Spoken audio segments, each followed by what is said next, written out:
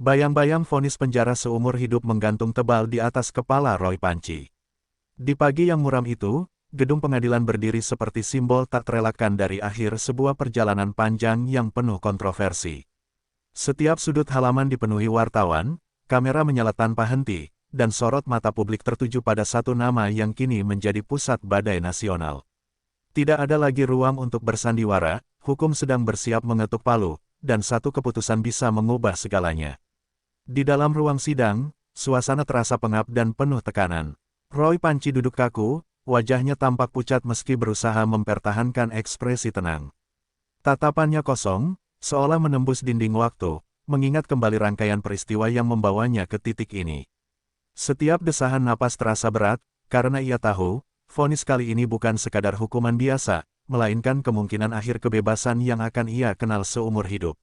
Di luar gedung, kerumunan massa berkumpul dengan emosi yang beragam. Ada yang datang membawa dukungan, ada pula yang menuntut hukuman setimpal. Spanduk, teriakan, dan perdebatan bercampur menjadi satu, menciptakan hiruk-pikuk yang mencerminkan betapa terbelahnya opini publik. Kasus Roy Panci bukan lagi sekadar perkara hukum, melainkan telah menjelma menjadi simbol konflik keadilan, kekuasaan, dan moral di tengah masyarakat. Media nasional dan internasional berlomba-lomba mengangkat setiap detail kecil dari persidangan ini. Judul-judul berita bernada tegang menghiasi layar ponsel dan televisi, seakan berlomba menegaskan bahwa hari ini adalah hari penentuan. Analis hukum, pengamat politik, hingga tokoh masyarakat silih berganti memberikan pandangan, mempertebal kesan bahwa vonis Roy Panci akan berdampak jauh melampaui dirinya sendiri. Di balik sorotan kamera, tekanan mental yang dialami Roy Panci mencapai puncaknya. Orang-orang terdekatnya mulai menyadari perubahan sikap yang signifikan. Ia tak lagi banyak bicara, lebih sering termenung, dan sesekali terlihat menghela napas panjang seolah menahan beban yang tak sanggup diucapkan. Penjara seumur hidup bukan lagi sekadar istilah, melainkan gambaran nyata tentang masa depan yang bisa saja segera menjadi kenyataan. Tim kuasa hukum bekerja keras di tengah keterbatasan waktu. Berkas-berkas disusun rapi, argumen dipersiapkan dengan cermat, namun semua sadar bahwa peluang semakin menipis. Setiap celah hukum dicari, setiap kemungkinan dipertimbangkan, karena satu kesalahan kecil bisa berarti kehancuran total. Di ruangan tertutup, diskusi berlangsung panas, diwarnai kecemasan dan strategi terakhir yang penuh risiko. Sementara itu, bisik-bisik mulai beredar di kalangan elit politik. Banyak yang menyadari bahwa kasus ini tak berdiri sendiri. Ada kepentingan besar, ada efek domino yang mungkin terjadi jika vonis dijatuhkan tanpa kompromi. Beberapa pihak mulai berhitung, menimbang dampak politik, stabilitas nasional, dan reaksi publik yang bisa meledak sewaktu-waktu. Nama-nama besar mulai disebut dalam percakapan tertutup, meski belum muncul ke permukaan. Isu keterlibatan kekuasaan perlahan mengendap, menambah lapisan misteri pada kasus ini. Publik hanya melihat permukaan, sementara di balik layar, roda kepentingan diduga terus berputar, mencari arah yang paling aman bagi semua pihak yang terlibat. Ketegangan semakin terasa ketika jam sidang semakin mendekat. Setiap detik berlalu dengan lambat, seolah waktu sengaja diperlambat untuk menambah drama. Roy Panci menunduk, tangannya saling menggenggam erat, seakan berusaha mencari pegangan terakhir di tengah ketidakpastian yang mencekam. Babak awal ini menjadi fondasi dari drama besar yang akan terus bergulir. Vonis yang menggantung bukan hanya soal hukuman, melainkan awal dari rangkaian peristiwa yang lebih kompleks, penuh intrik, dan syarat kepentingan. Di titik inilah kisah Roy Panci benar-benar dimulai, ketika satu keputusan hukum siap mengguncang panggung politik nasional dan membuka tabir drama yang jauh lebih besar dari yang terlihat. Tekanan yang menumpuk sejak persidangan membuat Roy Panci memasuki fase paling gelap dalam hidupnya. Hari-hari yang ia jalani kini terasa sunyi dan berat, seolah dunia di sekitarnya bergerak tanpa memberinya ruang bernapas. Di balik dinding ruang tahanan sementara, ia mulai menyadari bahwa status dan pengaruh yang dulu ia banggakan tak lagi mampu melindunginya dari dinginnya hukum. Kesadaran itu datang perlahan, namun menghantam keras batinnya. Wajah Roy Panci yang biasanya penuh percaya diri kini tampak berbeda. Garis-garis kelelahan tergambar jelas, matanya sering sembab akibat malam-malam tanpa tidur. Setiap suara langkah penjaga terdengar seperti pengingat bahwa kebebasannya tinggal hitungan waktu. Dalam kesendirian, ia mulai mempertanyakan banyak hal, keputusan masa lalu, orang-orang yang pernah ia percaya, dan kesetiaan yang kini terasa rapuh. Orang-orang terdekatnya menyaksikan perubahan sikap yang mencolok. Roy Panci menjadi lebih pendiam, jarang bereaksi, dan sering larut dalam diam panjang. Percakapan singkat dengannya kerap berakhir tanpa kesimpulan, seolah pikirannya terjebak dalam labirin ketakutan.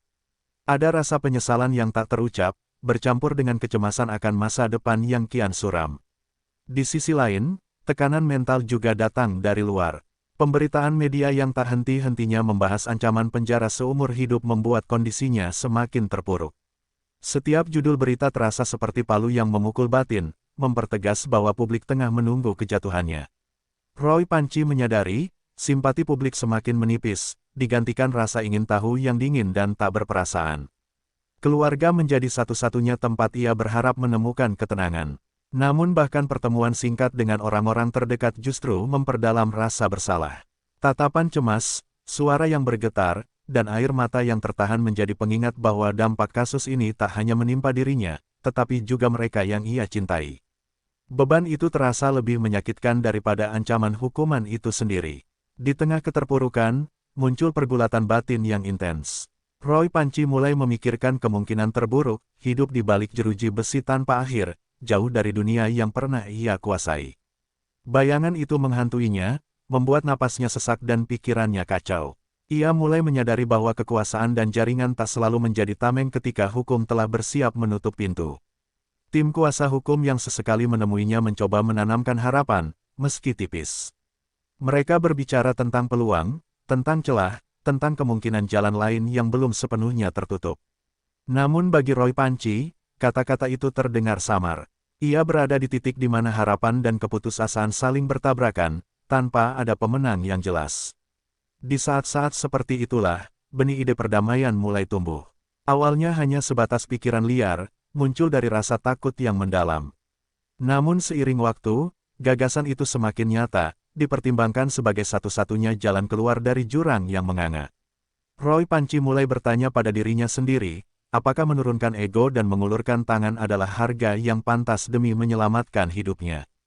Pergolakan batin ini berlangsung diam-diam, jauh dari sorotan kamera. Publik belum mengetahui bahwa di balik wajah murung itu, Roy Panci tengah mempertimbangkan langkah yang bisa mengubah arah kasusnya secara drastis. Keputusan yang akan ia ambil bukan hanya soal strategi hukum, melainkan pertaruhan harga diri dan masa depannya. Bab ini menandai titik terendah Roy Panci sebagai manusia, bukan figur publik. Di sinilah ketakutan, penyesalan, dan insting bertahan hidup saling bertemu.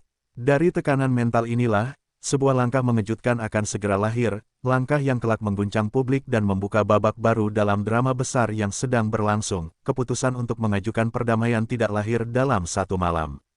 Ia muncul dari rangkaian diskusi panjang, bisikan ketakutan, dan kalkulasi dingin tentang peluang hidup di luar jeruji besi. Roy Panci mulai menyadari bahwa jalur konfrontatif yang selama ini ditempuh justru mempersempit ruang geraknya. Ancaman penjara seumur hidup terlalu nyata untuk dihadapi dengan ego, dan setiap hari yang berlalu tanpa langkah baru terasa seperti mendekatkannya pada titik tanpa kembali. Dalam pertemuan tertutup bersama tim hukumnya, wacana perdamaian akhirnya diucapkan secara terbuka. Kalimat itu menggantung di udara, memicu keheningan panjang. Sebagian penasihat hukum terkejut, sebagian lainnya langsung berpikir strategis. Perdamaian dipandang sebagai langkah berani sekaligus berisiko, karena bisa dibaca sebagai pengakuan kelemahan. Namun di sisi lain, inilah satu-satunya kartu yang belum dimainkan. Roy Panci sendiri terlihat ragu namun mantap. Wajahnya menampakkan campuran antara ketakutan dan harapan tipis.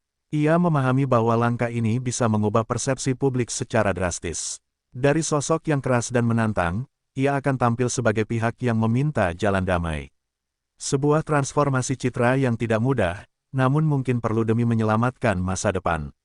Berita tentang rencana perdamaian itu bocor secara perlahan. Awalnya hanya beredar di kalangan terbatas, berupa bisik-bisik di ruang kekuasaan dan pesan singkat antar elit. Namun seperti api kecil yang menyambar bahan bakar kering, isu ini dengan cepat membesar. Wartawan mulai mencium aroma perubahan arah, dan publik bersiap menyaksikan drama baru yang tak kalah panas. Ketika pernyataan resmi akhirnya disampaikan, reaksi langsung meledak. Permintaan perdamaian Roy Panci dianggap mengejutkan, bahkan oleh mereka yang selama ini mengikuti kasusnya dengan saksama. Banyak yang bertanya-tanya, Apa yang sebenarnya terjadi di balik layar hingga langkah sedrastis ini diambil? Spekulasi bermunculan, dari tekanan politik hingga dugaan adanya kesepakatan tertentu. Nada suara Roy Panci saat menyampaikan keinginan damai terdengar lebih rendah dari biasanya. Tidak ada lagi retorika keras atau sikap menantang. Kata-katanya terukur, seolah setiap kalimat telah ditimbang dengan sangat hati-hati. Publik menangkap perubahan itu, meski tidak semua percaya ketulusan di baliknya. Bagi sebagian pihak, permintaan damai ini dianggap sebagai langkah bijak yang menunjukkan kedewasaan. Namun bagi yang lain, ini dinilai sebagai manuver putus asa untuk menghindari hukuman berat. Media sosial segera dipenuhi perdebatan sengit. Tagar bermunculan, opini saling bertabrakan, dan nama Roy Panci kembali mendominasi lini massa nasional. Di tengah hiruk-pikuk tersebut, pihak-pihak yang berkepentingan mulai bergerak. Saluran komunikasi yang sebelumnya tertutup kini terbuka, meski masih penuh kehati-hatian. Setiap pernyataan, setiap isyarat, dianalisis secara mendalam. Perdamaian bukan lagi sekadar konsep, melainkan arena baru pertarungan kepentingan. Roy Panci menyadari bahwa sejak saat itu, ia tak lagi sepenuhnya mengendalikan narasi. Langkah yang ia ambil telah memicu gelombang besar yang sulit dihentikan. Namun di balik semua risiko, ada satu keyakinan yang terus ia pegang, lebih baik menghadapi badai baru daripada menunggu palu hakim jatuh tanpa perlawanan. Ini menjadi titik balik penting dalam kisah Roy Panci. Permintaan perdamaian membuka pintu ke arah yang belum pasti, namun jelas mengubah jalannya cerita. Dari sini, drama akan semakin memanas, melibatkan lebih banyak aktor, emosi yang lebih liar, dan konsekuensi yang jauh lebih besar dari sekadar satu putusan hukum. Gelombang reaksi paling keras justru datang dari kelompok pendukung Roy Panci sendiri. Mereka yang selama ini berdiri di barisan terdepan pembelaannya mendadak terkejut, bahkan merasa dikhianati. Di markas-markas kecil dan grup komunikasi tertutup, suasana berubah panas. Nada optimisme yang dulu lantang kini berganti dengan kemarahan, kebingungan, dan kekecewaan yang sulit dibendung. Sebagian pendukung menolak mentah-mentah langkah perdamaian tersebut. Bagi mereka, Roy Panci seharusnya tetap melawan sampai akhir, mempertahankan narasi bahwa dirinya adalah korban. Permintaan damai dianggap sebagai tanda menyerah, sebuah pengakuan terselubung yang berpotensi meruntuhkan semua perjuangan yang telah dibangun bertahun-tahun. Emosi mereka meledak, disertai kata-kata keras yang sebelumnya tak pernah diarahkan kepada sosok yang mereka idolakan. Di sisi lain, ada pula kelompok yang justru panik. Mereka menyadari bahwa langkah ini bisa menjadi sinyal buruk, bahwa ancaman penjara seumur hidup memang sangat nyata. Kepanikan itu berubah menjadi histeria, terlihat dari reaksi berlebihan di media sosial. Pesan-pesan penuh tanda seru, teori konspirasi, dan tudingan antar sesama pendukung memenuhi lini massa, menciptakan kekacauan narasi yang sulit dikendalikan. Aksi-aksi spontan mulai bermunculan. Beberapa pendukung turun ke jalan, membawa spanduk bernada protes dan tuntutan agar Roy Panci tidak gentar. Suasana menjadi tidak menentu, karena emosi massa mudah tersulut. Aparat keamanan meningkatkan kewaspadaan, menyadari bahwa konflik internal di tubuh pendukung Roy Panci bisa berujung pada gesekan yang lebih luas. Di ruang digital, perpecahan semakin terlihat jelas.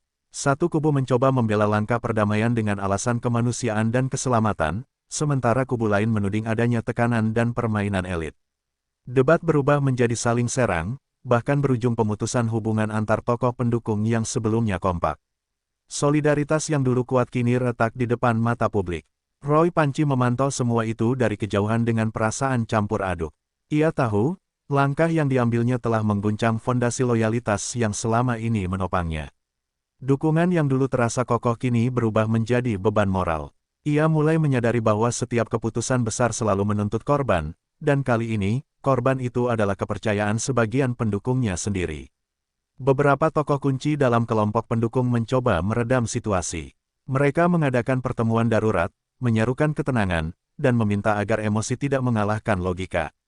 Namun upaya tersebut tidak sepenuhnya berhasil. Terlalu banyak kekecewaan yang menumpuk, terlalu besar rasa takut akan kehilangan figur yang selama ini mereka bela mati-matian. Media kembali menangkap momen ini sebagai bahan bakar baru. Judul-judul berita menyoroti, pendukung histeris, dan basis Roy Panci terpecah. Kamera menyorot wajah-wajah marah, tangis kecewa, dan teriakan protes, memperkuat kesan bahwa permintaan damai telah memicu krisis internal yang serius. Kasus ini semakin menjauh dari sekadar persoalan hukum, berubah menjadi drama sosial yang kompleks. Tekanan terhadap Roy Panci pun berlipat ganda.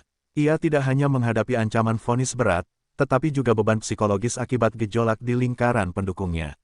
Setiap reaksi negatif terasa seperti tusukan tambahan di tengah kondisi mental yang sudah rapuh. Namun mundur bukan lagi pilihan, langkah telah diambil, dan jalan di belakangnya seakan tertutup rapat. Bab ini menegaskan bahwa permintaan perdamaian bukan sekadar keputusan pribadi, melainkan pemicu kekacauan emosional di banyak lini. Reaksi histeris kelompok pendukung menunjukkan betapa rapuhnya loyalitas ketika dihadapkan pada ketakutan dan ketidakpastian. Dari sini, konflik akan semakin melebar, membuka jalan bagi keterlibatan aktor-aktor yang lebih besar dan kepentingan yang jauh lebih rumit. Di tengah kekacauan reaksi publik dan pendukung, satu nama mulai bergaung semakin keras dalam percakapan politik nasional. Nama itu disebut dengan nada beragam, ada yang penuh harap, ada pula yang syarat kecurigaan. Jokowi perlahan masuk ke dalam pusaran isu, bukan melalui pernyataan resmi, melainkan lewat sinyal-sinyal halus yang segera ditangkap oleh para pengamat. Ketika nama seorang kepala negara dikaitkan dengan kasus Roy Panci, skala drama pun naik ke level yang jauh lebih besar. Isu keterlibatan Jokowi pertama kali mencuat dari bisik-bisik elit dan analisis media. Beberapa pengamat menilai, sebagai simbol negara dan stabilitas, Jokowi tak mungkin sepenuhnya abai terhadap kasus yang berpotensi memicu gejolak sosial. Ada dugaan peran sebagai penenang suasana, ada pula spekulasi tentang mediasi di balik layar. Meski belum ada konfirmasi, publik sudah terlanjur mengaitkan setiap dinamika kasus ini dengan bayang-bayang kekuasaan tertinggi. Reaksi masyarakat pun terbelah. Sebagian melihat kemungkinan keterlibatan Jokowi sebagai langkah bijak untuk mencegah konflik yang lebih luas. Mereka berharap ada solusi yang mengedepankan stabilitas dan kemanusiaan. Namun di sisi lain, muncul suara-suara kritis yang mempertanyakan batas antara kepentingan negara dan independensi hukum. Kekhawatiran akan intervensi kekuasaan menjadi bahan bakar baru dalam perdebatan publik. Media semakin agresif menggali informasi. Setiap gestur, jadwal, dan pernyataan singkat dari lingkaran istana dianalisis dengan cermat. Kalimat-kalimat normatif tentang penegakan hukum dan persatuan bangsa ditafsirkan beragam, seolah menyimpan pesan tersembunyi. Pemberitaan menjadi semakin intens, menempatkan Jokowi sebagai figur kunci yang diyakini memiliki pengaruh besar terhadap arah akhir kasus ini. Di balik layar, tekanan politik mulai terasa nyata. Berbagai pihak berkepentingan melakukan pendekatan, menyampaikan pandangan, dan mengajukan skenario. Ada yang mendorong jalur damai demi meredam gejolak, ada pula yang menuntut agar hukum ditegakkan tanpa kompromi.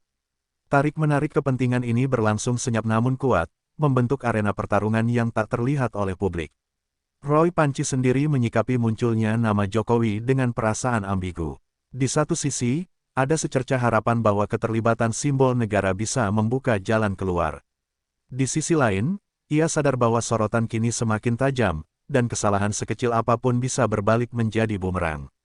Harapan dan kecemasan bercampur, membuat posisinya semakin rapuh.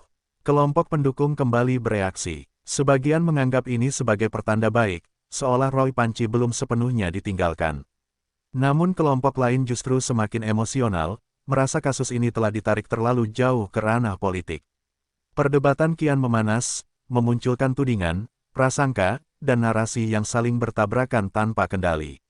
Pengamat politik menilai, masuknya nama Jokowi menandai fase baru yang krusial. Kasus Roy Panci tak lagi berdiri sebagai perkara individu, melainkan cermin bagaimana negara menghadapi konflik hukum yang berpotensi mengguncang stabilitas. Setiap langkah kini memiliki konsekuensi besar, bukan hanya bagi Roy Panci, tetapi juga bagi kepercayaan publik terhadap sistem. Ketegangan nasional perlahan meningkat. Publik menunggu pernyataan resmi, sementara spekulasi terus bergulir tanpa henti. Dalam situasi seperti ini, diam justru terasa lebih bising daripada kata-kata. Semua pihak menyadari bahwa satu sikap, satu keputusan, bisa menjadi pemicu perubahan besar, atau justru ledakan baru. Ini memperlihatkan bagaimana kasus Roy Panci memasuki ranah yang lebih luas dan sensitif. Dengan nama Jokowi ikut terseret, drama ini berubah menjadi ujian bagi hukum, politik, dan kepemimpinan nasional.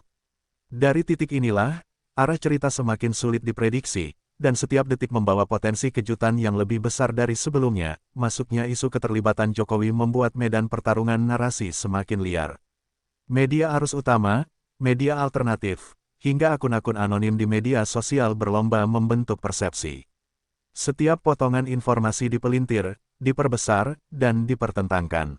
Ada yang menekankan sisi kenegaraan dan stabilitas, ada pula yang menggiring isu ke arah intervensi kekuasaan. Publik disuguhi banjir informasi yang saling bertolak belakang, membuat batas antara fakta dan opini kian kabur. Di layar televisi, diskusi panel berlangsung hampir tanpa jeda. Pakar hukum berbicara tentang asas keadilan dan independensi peradilan, sementara pengamat politik menyoroti risiko instabilitas jika konflik ini dibiarkan membesar. Setiap argumen disambut bantahan, setiap kesimpulan memancing kontroversi baru. Kasus Roy Panci menjadi komoditas utama, dikuliti dari berbagai sudut hingga menyentuh ranah etika dan moral publik. Di dunia digital, pertarungan lebih brutal. Tagar-tagar bermunculan silih berganti, menandai kubu-kubu yang semakin mengeras. Algoritma mempercepat penyebaran emosi, kemarahan, kecurigaan, harapan palsu, semuanya bercampur tanpa filter. Potongan video lama Roy Panci diangkat kembali, disandingkan dengan spekulasi terbaru, seolah menjadi bukti atas narasi yang ingin dibenarkan masing-masing pihak. Tim komunikasi Roy Panci kewalahan. Setiap pernyataan resmi terasa terlambat atau kurang menggigit. Klarifikasi justru memantik tafsir baru, sementara diam dianggap sebagai pengakuan. Mereka mencoba meramu pesan yang menenangkan, namun badai sudah telanjur membesar. Di tengah kekacauan itu, satu kalimat yang salah bisa mengubah simpati menjadi kecaman. Tekanan juga terasa di lembaga-lembaga terkait. Aparat penegak hukum berada di bawah sorotan tajam, setiap langkah diawasi publik. Keputusan prosedural yang biasanya luput dari perhatian kini diperdebatkan secara nasional. Kepercayaan publik diuji, dan ruang untuk kesalahan menyempit drastis. Semua pihak paham, legitimasi adalah taruhan terbesar dalam fase ini. Roy Panci merasakan dampaknya secara langsung. Setiap kabar baru memicu lonjakan emosi, kadang harapan, kadang ketakutan. Ia mulai menyadari bahwa kisahnya telah melampaui kendali pribadi. Nasibnya kini terikat pada arus besar opini publik dan kalkulasi politik yang berlapis. Dalam kesendirian, ia bertanya-tanya apakah permintaan damai benar-benar akan membawanya ke jalan keluar, atau justru menenggelamkannya lebih dalam. Sementara itu, upaya-upaya senyap terus berjalan.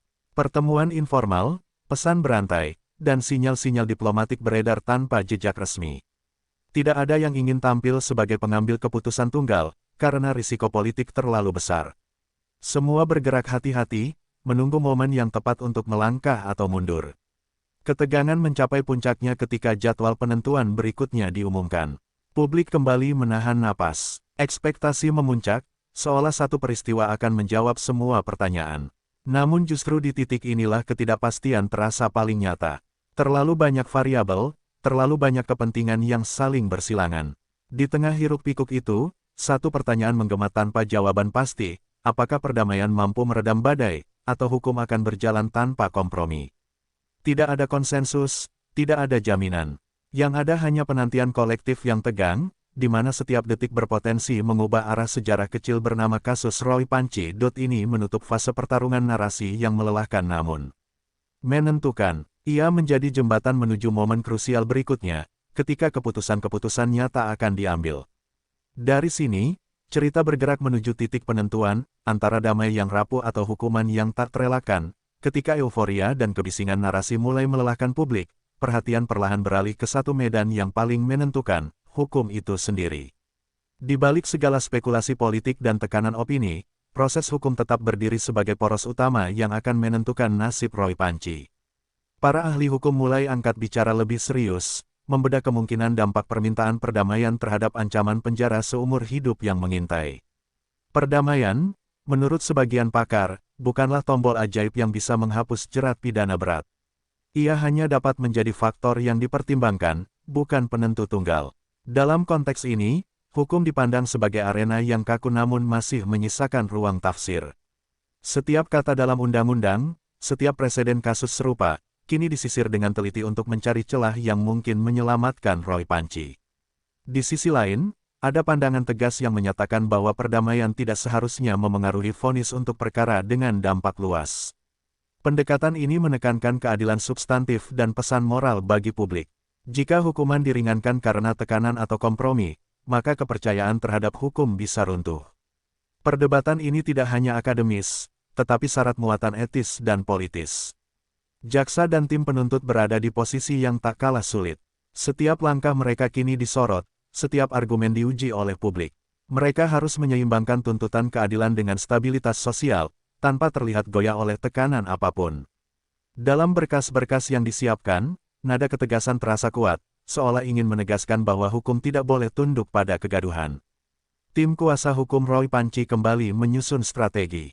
Mereka memanfaatkan momentum perdamaian sebagai bukti itikat baik, menekankan aspek kemanusiaan dan potensi rekonsiliasi.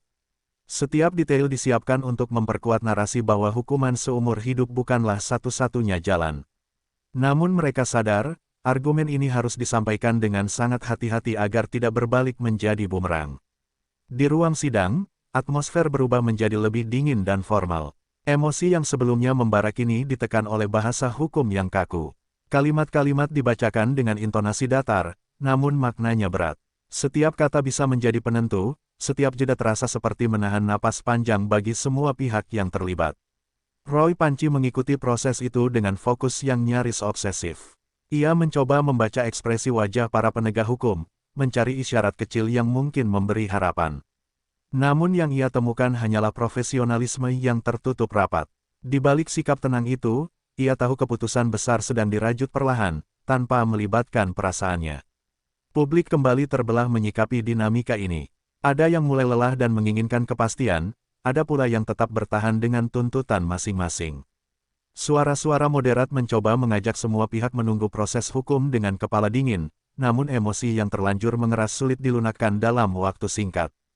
Ketidakpastian menjadi satu-satunya kepastian. Setiap hari berlalu dengan spekulasi baru, namun tanpa jawaban final. Dalam situasi ini, hukum tampak seperti jam pasir raksasa, pasirnya terus jatuh, tak bisa dihentikan, sementara semua orang hanya bisa menunggu hingga waktu habis. Bab ini menempatkan hukum sebagai panggung utama yang sesungguhnya. Disinilah semua narasi diuji, semua kepentingan disaring, dan semua tekanan diuapkan. Apapun hasilnya nanti, keputusan yang diambil akan menjadi preseden penting, bukan hanya bagi Roy Panci, tetapi juga bagi wajah keadilan. Di mata publik, waktu berjalan menuju titik paling menegangkan ketika agenda penentuan akhir semakin dekat. Di luar ruang sidang, suasana kembali dipenuhi wajah-wajah tegang yang menunggu kepastian. Tidak ada lagi teriakan lantang atau demonstrasi besar, yang tersisa hanyalah kecemasan kolektif. Publik seolah menahan napas, menyadari bahwa apapun hasilnya nanti akan menjadi penutup dari rangkaian panjang drama yang melelahkan. Roy Panci memasuki fase penantian yang sunyi. Setiap pagi ia bangun dengan perasaan yang sama, campuran harap dan takut yang sulit dijelaskan. Hari-harinya diisi rutinitas sederhana, namun pikirannya terus berputar pada satu hal, keputusan akhir. Ia mulai mempersiapkan diri untuk dua kemungkinan ekstrim, bebas dengan syarat berat atau menghabiskan sisa hidup di balik jeruji besi. Di lingkaran keluarga, suasana emosional semakin terasa. Tidak ada lagi pembicaraan panjang, hanya tatapan dan doa yang dipanjatkan dalam diam. Mereka menyadari bahwa kata-kata tak akan mengubah hasil, namun kebersamaan menjadi satu-satunya kekuatan yang tersisa. Beban psikologis ini memperlihatkan sisi kemanusiaan yang selama ini tertutup oleh hiruk-pikuk politik. Sementara itu, para elit dan pengamat mulai bersiap dengan skenario masing-masing. Pernyataan telah disiapkan, analisis dirangkai, dan narasi pasca keputusan mulai dibentuk. Semua pihak sadar, apapun putusannya, dampaknya akan bergema luas. Ada yang akan memuji ketegasan hukum, ada pula yang menyoroti aspek kemanusiaan dan stabilitas sosial. Media kembali mengatur posisi. Siaran langsung, breaking news, dan analisis kilat dipersiapkan seolah menghadapi momen bersejarah. Setiap detik menjelang keputusan diperlakukan sebagai drama puncak. Ketegangan ini bukan lagi soal Roy Panci semata, melainkan tentang bagaimana negara memperlihatkan wajah hukumnya di hadapan rakyat. Ketika akhirnya momen itu tiba, ruang sidang terasa hening luar biasa. Tidak ada bisik-bisik, tidak ada gerakan berlebihan. Semua mata tertuju pada satu titik. Roy Panci menunduk, mencoba menenangkan diri, sementara detik-detik terasa berjalan lebih lambat dari biasanya. Di momen ini, seluruh perjalanan panjang seolah mengerucut pada satu kalimat penentu. Apapun yang kemudian diputuskan, reaksi datang nyaris seketika. Media bergerak cepat, publik bereaksi beragam, dan lini massa kembali penuh. Ada yang merasa lega, ada yang kecewa, ada pula yang tetap mempertanyakan.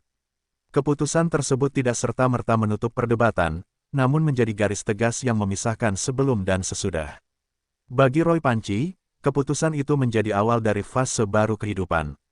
Jika hukuman dijatuhkan, ia harus menghadapi konsekuensi dengan segala keterbatasan. Jika ada ruang keringanan, ia tetap membawa beban masa lalu yang tak mudah dilepaskan. Kebebasan atau penjara, keduanya datang dengan harga yang mahal. Dampak kasus ini menjalar ke ranah yang lebih luas. Kepercayaan publik terhadap hukum, peran kekuasaan, dan makna perdamaian kembali diperdebatkan. Banyak yang menjadikan kasus Roy Panci sebagai cermin untuk menilai kondisi demokrasi dan keadilan di negeri ini. Ia menjadi simbol, terlepas dari siapa dirinya sebenarnya. Ini tidak menawarkan jawaban sederhana. Ia meninggalkan refleksi tentang batas antara hukum dan kemanusiaan, antara kekuasaan dan keadilan. Kisah Roy Panci berakhir, namun gaungnya masih terasa. Dalam ingatan publik, drama ini akan dikenang sebagai pelajaran pahit tentang pilihan, konsekuensi, dan harga dari sebuah keputusan di panggung besar bernama politik dan hukum nasional.